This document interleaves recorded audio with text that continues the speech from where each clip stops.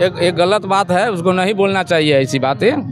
और अभी तक 1.5 दर्जन बार जेल गया हूँ जनता के लिए लड़ते हुए। कौन थे, नाम बताइए। नाम? अरे बहुतों लोग जो है सो इस आज़ादी की लड़ाई में हिस्सा लिए। ये तो ऊपर ऊपर बात होगी, नाम बताइए।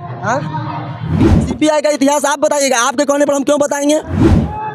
आज 25 तारीख है और तेजस्वी यादव वैशाली में आने वाले हैं, वैशाली के महुआ में।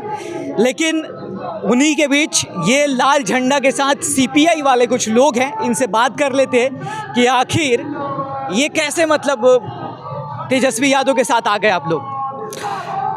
बिहार के अंदर एक महागठबंधन के साथ पिछले दिनों सरकार थी और उसी के तहत पूरे ऑल इंडिया पैमाने पर इंडिया गठबंधन जो बना है उसी के तहत हम लोग सपोर्ट में आए हैं। चलिए ये बताइए को डीएमके को जानते हैं? डीएमके पार्टी को? डीएमके पार्टी को जानते हैं। उसका मुख्य नेता कौन है? और पहले तो करुणानिधि हुआ करते थे। हाँ, एक आदमी का बयान आया था, पता है आपको? स्टालिन को जानते हैं? स्टालिन को भी जानते, नाम सुने हैं। उनके पुत्र को जानते हैं? नहीं। उन्होंने बाइट दिया था, मतलब बोला था कि जितने भी हिंदी बोलने वाले लोग हैं उनके यहाँ जाके टॉयलेट और कचरा साफ करते हैं। देखिए, हिंदी और आपके कोई भी नेता, ना तेजस्वी यादव ना बाकी किसी नेता ने उनका विरोध किया, क्यों? हिंदी हमारे देश का राष्ट्रीय भाषा है और ये सुन के आपको बुरा नहीं लगता? हिंदी को सुन के आपको बुरा नहीं लगता? देखिए, ये सुन के आपको बुरा लगता है या नहीं लगता? हम हर भाषा के, ये सुन के आपको बुरा लगता है कि नहीं? हम हर भाषा का सम्मान करने वाले लोग हैं। भाषा की बात नहीं कर रहा हूँ, अगर कोई बात इस तरीके के बोले तो आपको बुरा लगता है या नहीं लगता? किसी को भी गलत बात नहीं बोलना चाहिए किसी भाषा के साथ, किसी जाति के साथ। तो आपकी पार्टी इसका विरोध क्यों नहीं किया? संप्रदाय के साथ। सीपीआई का मुख्य नेता कौन है? अभी तो डी राजा हैं। कहाँ रहते हैं वो डी राजा? हमारा जनशक्ति भवन है वहाँ पर, दिल्ली में, वहीं पर रहते हैं। उन्होंने आवाज उठाया उसके खिलाफ? बिल्कुल आवाज उठाया। बोला था उन्होंने? मैंने तो नहीं सुना था। आवाज उठाने में सबसे आगे रहते हैं। मैंने तो डीएमके के जो नेता है उनका विरोध करते हुए तो नहीं सुना, ना तेजस्वी यादव ने कुछ बोला। तो आप लोग पूछ लिए होते कि आपका क्या कहना है, जैसे मुझसे पूछ रहे हैं। मैं एक भारतीय कम्युनिस्ट पार्टी के सिपाही होने के नाते, और सिपाही होने के नाते आपको दर्द होता है या नहीं होता है जब आपकी पूरी हिंदी वालों की बात की जाती है? हम इंसान हैं, हर इंसान को दर्द होता है, दिल होता है, दिमाग होता है, जज्बात होता है, सबके पास होता है, कोई इसे अछूता नहीं होता। इसका विरोध कैसे प्रदर्शन करिएगा? जो कोई भी किसी नस्ल के खिलाफ, जो हमारा भारतीय संविधान है, किसी के पास किसी भाषा का, किसी धर्म का, किसी संस्कृति का विरोध करने का इजाज़त नहीं देता है। एक और बात कही थी उन्होंने, सनातन डेंगू मच्छर की तरह है, इसको मशल के खत्म कर देना चाहिए। आपको कैसा सुनने में लगता है? आप सनातन धर्म मानते हैं? हम सनातन, इस्लाम, बौद्धिस्ट, जितने लोग हैं, जैन, सभी लोगों को आदर करते हैं। आदर की बात तो है ही। अगर आपके सनातन धर्म को बोला जाए कि डेंगू और मच्छर है, उसको मसल के बर्बाद कर देना चाहिए, मिटा देना चाहिए, इस पे क्या कहेंगे आप? मैं सनातनी हूँ, लेकिन जितना मुझे सनातन धर्म से लगाव है उतना ही देश के अंदर जितने भी धर्म हैं। बात लगता है कि आप समझ नहीं रहे मैं क्या पूछ रहा हूँ। मैं तो एक लाइन में कह दिया कि किसी भी धर्म के खिलाफ, किसी भी मजहब के खिलाफ, किसी भी डीएमके नेता के बारे में 2 शब्द में क्या कहेंगे आप? कैसा आदमी? ऐसा नहीं बोलना चाहिए। जो देश तोड़ने की बात हो, समाज को बांटने की बात हो। चाचा आपको कुछ पता है? भाजपा वाले लोग बांटते हैं हिंदू मुसलमान करके, हम लोग सबको जुटा के चलने वाले लोग। कहने का मतलब है, हम लोग का कहने का मतलब है कि ये विरोध जो हो रहा है ना, विरोध माने किसी भाजपा का विरोध हो रहा हो, चाहे क्या कहते हैं, भाजपा के विरोध क्यों कर रहे हैं? विरोध हम लोग इसलिए, भाजपा के विरोध हम लोग इसलिए कर रहे हैं कि मान लेते हैं कि सरकार जो नियम जो बना रहा है, नियम को जो है जैसे गलत ढंग से असंवैधानिक कर रहे हैं। जैसे मान लेते हैं नियोजित शिक्षक, देखिए 4 लाख शिक्षक हैं, उनके 4 लाख शिक्षक को जो परीक्षा लेने की बात कर रही है, समदस्ता परीक्षा लेने की बात कर रही है सरकार, तो गलत कर रही है। शिक्षा का अधिकार है, जो मांगने का जो मैंने जो शिक्षक को छूट दे देना चाहिए, शाम को आए या रात आधा घंटे में चला जाए। कहते हैं कि जितना IPS BPS जो है बड़ा जो है, उनको कम से कम जो है वो बार बार जो है परीक्षा लेंगे। कोई जैसे शिक्षक का जो 5-7 साल नौकरी बचा हुआ है तो क्या जो मतलब जो है से जानते हैं आप सीपीआई के बारे में? सीपीआई एक अच्छी पार्टी है गवे, विचारधारा की पार्टी है गवे, सबों को सीपीआई के एक विचारधारा बताइए।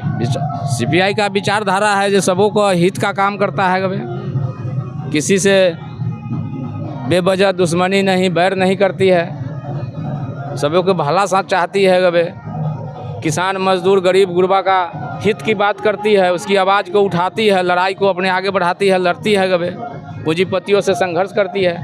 सनातन धर्म मानते हैं कि नहीं आप? सनातन धर्म तो सब लोग मानते हैं। अब सनातन धर्म की बात आती है, डीएमके नेता जो बोले थे कि डेंगू मच्छर की तरह है, इसको मशलकर ख़त्म कर देना चाहिए। एक गलत बात है, उसको नहीं बोलना चाहिए ऐसी बातें। इससे नहीं लगता कि आप लोगों की जो पार्टी है, आप लोग जैसे जो नेता है आदमी होगा, उसको अगर सनातन से लगाव होगा वो दूर हो चला जाएगा इस बातों से? किसी व्यक्ति से दूर हो जा सकता है गवे, सभी से कैसे चला जाएगा? कोई एक व्यक्ति ने अगर किसी गलत शब्द का प्रयोग किया है गवे तो उससे न चुप हो, उसका विरोध करना जरूरी है ना? उसका विरोध करना जरूरी है। उसका आप लोग क्या मांग करते हैं? हम लोग क्या मांग करें? हम लोग को तो मांग है जो वही किसान मजदूर गरीब गुरबा का ही उत्थान हो, उसकी रोजी रोटी का रोजगार की बात करे, उसकी इसी का लड़ाई लड़ लेते हैं हम लोग, आवाज़ उठाते हैं। न्याय के लिए आप लोग खड़ा होते हैं? बिल्कुल होते हैं। आज तो तेजस्वी यादव आ रहे हैं तो एकदम झंडा लेके चल दिए। बिल्कुल झंडा लेके आज नहीं चले हैं, अभी तक बिहार में विश्वनाथ विप्लवी मेरा नाम है, छात्र जीवन से इसी स्कूल कैंपस से शुरू किया था आंदोलन, और अभी तक 1.5 दर्जन बार जेल गया हूँ जनता के लिए लड़ते हुए। इतने मामले में गए थे? बस छात्र आंदोलन, जनहित के आंदोलन, जब अभी हाल फिलहाल अभी अंतिम समय में मैं जेल से होके आया हूँ। इस मामले में ये नीतीश बाबू के जल जीवन हरियाली योजना चल रही थी बीजेपी और नीतीश जी के साथ में, तो साहेबा पोखरी है चंदन शाहपुर में, वहाँ पर 150 परिवार एक पोखर के किनारे बसे हुए हैं। वो चारों तरफ से रोड ढला हुआ है, बिजली के तार पहुंची हुई है और इंदिरा आवास का मकान भी बना हुआ है, लेकिन एक झटके में महुआ के सीओ कहा कि जल जीवन हरियाली के तहत सौंदर्यीकरण होगा, उखाड़ के फेंक देंगे। हम लोगों ने कहा ओए माई के लाल, प्राइवेट जमीन थी, प्राइवेट जमीन थी या सरकारी जमीन? क्षमता नहीं है कि झोपड़ी को उखाड़ देगा, लाल झंडा लगाओ सब में और आएगा तो हम लोग फरिया लेंगे। हम लोग जा कर के मशक्कत किए, लड़ाई किए, आज भी 200 परिवार का झोपड़ी और मकान बचा हुआ है वजूद में। हम जेल से आए लौट के। अच्छा, लाल झंडा के साथ तिरंगा क्यों नहीं है? थोड़ा सा ले लेते हाथ में। बगल में है, यहाँ तिरंगा वाले साथी लोग कम हैं या फिर और लोग भी हैं, हर दल का अपना संस्कृति होती है। हमारे जो लाल झंडे के सिपाही होते हैं, इनको जब सदस्य बनाया जाता है तो बोला जाता है कि भैया 2 झंडा आपको ले लेना पड़ेगा और 2 डंडा। 2 झंडा कौन कौन? एक अपने घर पर टांग देना है और एक झंडा अपने पास में रखना है। जब कॉल होगा पार्टी के, जब जनता के साथ किसी के साथ नाजायज होगा, झंडा लेकर के आपको खबर होगा। तो आपको ये नहीं लगता कि आपका जो बड़ा नेता है आपके पार्टी का, वो डिसीजन लेता है कि यहाँ जाना है, इसके साथ रहना है, तो आप लोग उसका सपोर्ट करते हैं? नहीं, मैं उदाहरण देता हूँ। मैं हित कहाँ गया? राज्य परिषद का सदस्य था 2010 में भारतीय कम्युनिस्ट पार्टी का। हमारे AB वर्धन उस समय तत्कालीन महासचिव थे, उन्होंने प्रस्ताव दिया था कि हमको वाम जनवादी विकल्प बना करके लड़ना चाहिए था। आपके हाथ में झंडा दिख रहा है? झंडा तो झंडा हमारा झंडा है, हमारा जो है सो पार्टी का झंडा है। कौन सा पार्टी? भारतीय कम्युनिस्ट पार्टी भारत की बहुत पुरानी पार्टी है। भारतीय कम्युनिस्ट पार्टी भारत के लिए क्या करी हुई है? हाँ, भारत के लिए क्या करी है? भारत के लिए, भारत की आज़ादी के योगदान में कम्युनिस्टों का बहुत बड़ा योगदान। कौन थे? नाम बताइए। नाम? अरे बहुतों लोग जो है सो इस आज़ादी की लड़ाई में हिस्सा लिए। ये तो ऊपर बात होगी, नाम बताइए। हाँ, बहुत तो लोग मतलब क्या है? एक आदमी का नाम बताइए ना। अरे सैकड़ों लोग, किसका नाम बताया? कॉमेडी रजक वो पता ही नहीं है। फिर आपको पता है? आप तो लगता है कहीं चैनल का एजेंडा लेके आए हैं। हाँ? आप कोई एजेंडा लेके आए हैं? कौन सा एजेंडा? कॉमेडी रजक घोष नहीं थे, वो सबसे बड़े स्वतंत्रता सेनानी थे, PC जोशी थे। यही ना पूछ रहा हूँ मैं। आप नाम पूछना क्यों चाह रहे हैं? अरे नाम पूछना है तभी तो लोगों को पता चलेगा। लोगों को मालूम है, ठीक है, और सभी लोगों को मालूम है जो इतिहास पढ़ते हैं। आप नाम पूछ रहे हैं, आप कल होकर दिखाइएगा कि देखिए कम्युनिस्ट पार्टी का झंडा लेके आया, नाम नहीं बताया। आप लोग का एजेंडा, हाँ, तो आपको पता होना चाहिए ना, सिर्फ झंडा लेने से थोड़ी ना होगा। झंडा भी लेते हैं, डंडा भी लेते हैं, आप विचारधारा से पूरी तरह लैस है। आप अपना एजेंडा छोड़िए। कौन सा एजेंडा है? आप कौन एजेंडा से आए हैं ये ना बताइए। आप किस एजेंडा से हमसे यह सवाल किए हैं? आप किस एजेंडा से? मैं जानना चाहता हूँ कि सिर्फ झंडा ही ढो रहे हैं कि कुछ बता देते हैं। जानकारी भी लेके चलते हैं। संविधान बचाना है, लोगों को बचाना है। 1 मिनट रुकिए।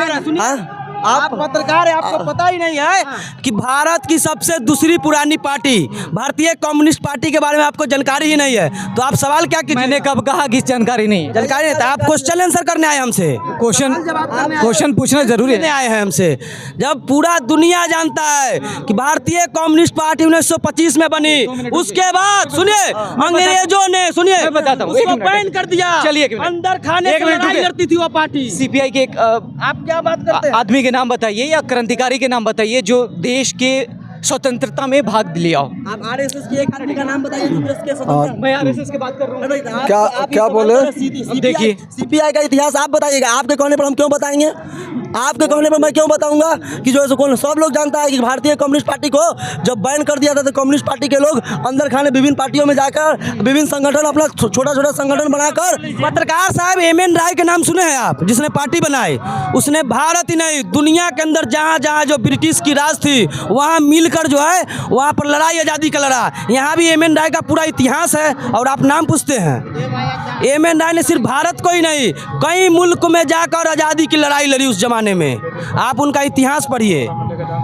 और भारतीय कम्युनिस्ट पार्टी के बारे में नाम से पहचान से बड़ा नेता छोटा नेता नहीं होता। यह हमारा विचारधारा की लड़ाई है और हम जिस विचारधारा से है, आज देश के अंदर जिस आरएसएस जिस संघी मानसिकता के लोग आज सत्ता पर काबिज है, जो आज युवाओं से रोजगार उसका छीन रहे हैं, सभी विभागों को प्राइवेट कर रहे हैं, अपने पूंजीपति मित्रों से सभी हमारी जो सार्वजनिक संपत्ति है उसको बेचने का काम कर रही है, उसके विरोध हम करते हैं। किसानों का उसका फसल का सही दाम नहीं देता है और आज देखिए पिछले 2-3 साल से लगातार बड़ा किसान आंदोलन होता है और सरकार जो है किसान को आतंकवादी खालिस्तानी क्या क्या कहकर उनके आंदोलन को जो है खत्म करने का काम करती है। मजदूरों के विरोध में लॉकडाउन में जब लोग अपने घरों में बंद थे उस समय जो है मजदूरों के विरोध कानून बनाया। 3 कानून जो है बिल पास कर दिया किसानों के विरोध में, उसको किसानों ने जीता। छात्रों के लिए आप न्यू एजुकेशन पॉलिसी 2020 जो है बिना डिस्कस किए, बिना किसी शिक्षाविद प्रोफेसर से बात किए, बिना किसी छात्र संगठन से बात किए उसको पास किया, जिसके आपको जो है नतीजा आपको बिहार के अंदर देखने पड़ रहा है कि 3 साल का ग्रेजुएशन आज 4 साल में हो रहा है, 8 सेमेस्टर में हो रहा है। गरीब मजदूर के बच्चा उच्च शिक्षा से वंचित करने का यह एक साजिश है, इसी के खिलाफ हमारा पार्टी है। ये आवाज उठा रहे हैं आप लोग? हम लोग बिल्कुल आवाज़ उठा रहे हैं। क्या जो सैकड़ों लोग लाखों लोग हैं जो विभिन्न जगह अपनी आवाज़ों को उठा रहे हैं, ठीक है। और आप न्यू एजुकेशन पॉलिसी पढ़ लीजिए, ठीक है, आपको भी पढ़ना चाहिए न्यू एजुकेशन पॉलिसी क्या है, और तब फिर सवाल कीजिए। आपको भी आपके ही परिवार के बच्चे जी बिल्कुल ही आगे भी पढ़ेंगे किस तरह से नया शिक्षा नीति में जादू टोना पढ़ाया जाएगा, गैर वैज्ञानिक चीज़ को बताया जाएगा। उसमें जो है 400 ब्लैक लिस्टेड यूनिवर्सिटी जो दुनिया भर के जादू टोना है, कौन सा जादू टोना? आपको उसमें सिखाया जाएगा। आपको 9-10th में जो पुरानी रहस्यमयी बातें थी भूत के बारे में, जादू टोना आप पढ़िए, उसमें बताया गया है। इस तरह की बात बताई जाएगी उसमें। और न्यू एजुकेशन पॉलिसी का जो ड्राफ्ट आया है उसको पढ़िए और तब फिर एक दिन हम लोग से समय लीजिए, डिस्कस आप ही कर दीजिए, हमारा भी ज्ञान बढ़ेगा, आप लोग भी जानेगा ना। आप पढ़िए ना, तो बताइए, आप बताइए ना। कुछ साथी आपको बोल रहे हैं तो आप उसमें नुक्ताचीनी कर रहे हैं, आप उसके बारे में खुद जानते हैं क्या है? काम है सवाल पूछना। सवाल पूछना तो आप पहले जानकारी ले लीजिए तब सवाल। क्या जानते हैं न्यू एजुकेशन पॉलिसी के बारे में? आप पत्रकार हैं, आप बताइए कि 4 साल का बिहार में जो ग्रेजुएशन होने लगा है, क्या आप उससे सहमत है? बिल्कुल सहमत नहीं हूँ। सहमत नहीं ना है? मुझे एजुकेशन पॉलिसी अच्छा नहीं लगता। ठीक है, तो ही आप बिहार की एजुकेशन बिहार के एजुकेशन का जो पॉलिसी है, जो सिस्टम है, मुझे बिल्कुल पसंद नहीं है, क्योंकि यहाँ के ना हेल्थ डिपार्टमेंट अच्छा है ना एजुकेशन डिपार्टमेंट अच्छा है। ठीक है, आपके साथ है, इसमें भी हम साथ हैं, लेकिन देश के अंदर जो नई शिक्षा नीति 2020 लागू किया गया उसी का यह क्रम है जो 4 साल का यहाँ ग्रेजुएशन किया गया। हम सरकार से पूछते हैं कि 3 साल के ग्रेजुएशन में क्या दिक्कत थी और 4 साल में क्या फायदा हो जाएगा। तो इसीलिए हम लोग जो है उस सरकार के साथ जो भी गठबंधन में रहेगा तमाम लोगों का हम लाल झंडा लेकर विरोध कर रहे हैं कि गरीब मजदूर के बच्चा उच्च शिक्षा ले, डीएमएसपी कलेक्टर बने। ये लोग हैं सीपीआई वाले और इनका जो मुद्दा है आप तक पूरी समझाने की कोशिश कर रहा था, लेकिन इनको समझ नहीं आया है। कुछ और बात कह रहे थे।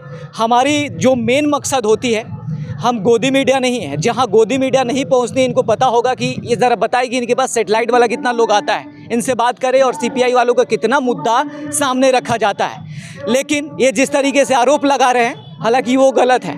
आपको बताना चाहूँगा कि हमारा काम है सवाल पूछना और लोगों तक जितनी क्लियरिटी जाएगी, बात जितने साफ रूप से जाएगी, वो उतना अच्छा होगा। ऐसे ही तमाम खबरों के लिए बन रहे हमारे साथ और ऐसे ही तमाम खबरें आप तक पहुंचाने की कोशिश करूंगा। मेरा नाम है नितिन और आप देख रहे थे आपकी आवाज़।